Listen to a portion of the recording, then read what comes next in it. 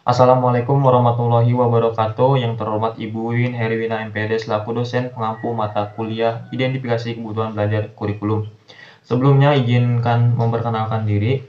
Perkenalkan, nama saya Hairudin, NPM 2021030062, kelas B, jurusan Pendidikan Masyarakat Universitas Siliwangi, angkatan 2020.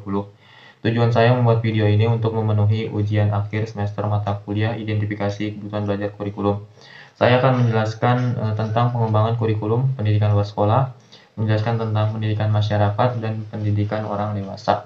Pendidikan luar sekolah memiliki tugas untuk memberikan layanan pendidikan kepada peserta didik yang memiliki kebutuhan belajar, sementara fungsinya adalah sebagai pengganti, penambah, dan/atau pelengkap pendidikan formal dalam rangka mendukung pendidikan sepanjang hayat.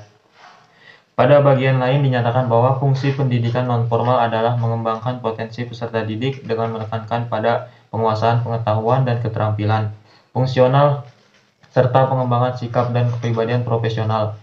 Kemudian, hasil pendidikan non-formal dihargai setara dengan hasil pendidikan formal setelah melalui proses penilaian penyetaraan oleh Badan Standar Nasional Pendidikan atau BSNP.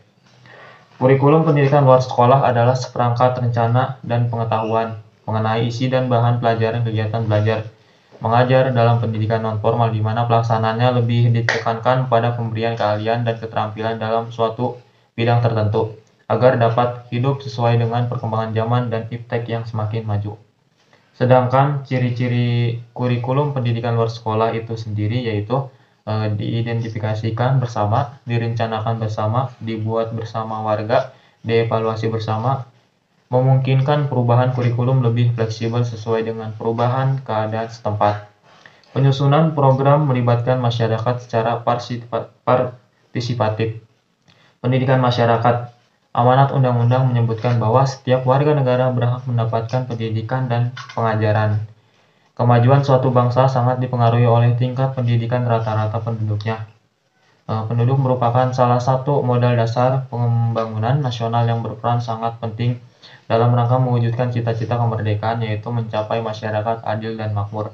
Kendala dan hambatan seringkali harus dihadapi dalam setiap penyelenggaraan pendidikan nasional. Institusi atau lembaga pendidikan yang tumbuh subur di tanah air merupakan langkah awal untuk meningkatkan sumber daya manusia di Indonesia. Dalam penyelenggaraan pendidikan tersebut, kita harus mengakui bahwa masih banyak masyarakat yang belum mengenyam bangku pendidikan seperti yang diharapkan. Menyikapi permasalahan tersebut, maka pendidikan masyarakat atau pendidikan luar sekolah diselenggarakan guna memenuhi kebutuhan masyarakat. Pemerataan pendidikan di seluruh Indonesia merupakan paparan ideal sebagai wujud dan dari cita-cita pembangunan nasional.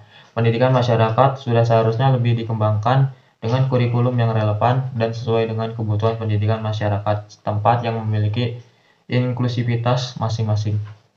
Sudah saatnya masyarakat pendidikan turut serta dalam membangun kembali kualitas pendidikan di Indonesia.